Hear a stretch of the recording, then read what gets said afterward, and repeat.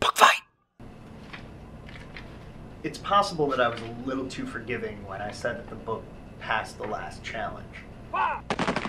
That being said, I still managed to make it through to the end, and while I could talk for a minute about how implausible and contrived the endings were, I'd like to focus on the good points.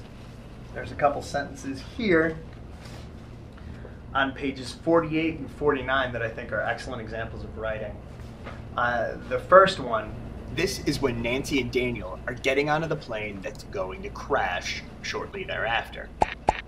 There's another couple on the plane. The man's name in that couple, his name is Greg. And the sentence that describes them all, getting ready for the plane to take off, Greg checked his seatbelt, Daniel checked Nancy's belt.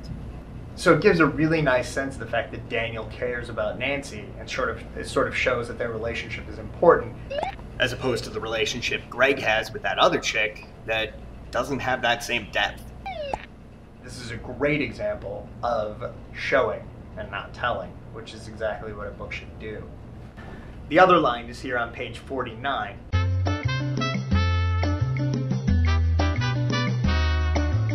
Two excellent examples of writing, both in the first 50 pages. Unfortunately, I can't say the same about the next few hundred.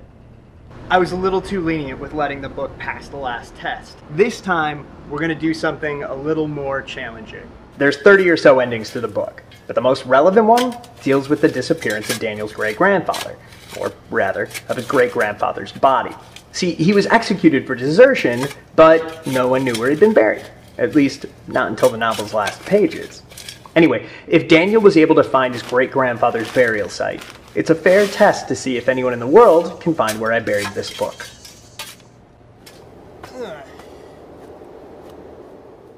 Sorry, the Blasphemer. For now, it appears as though you've lost your book fight.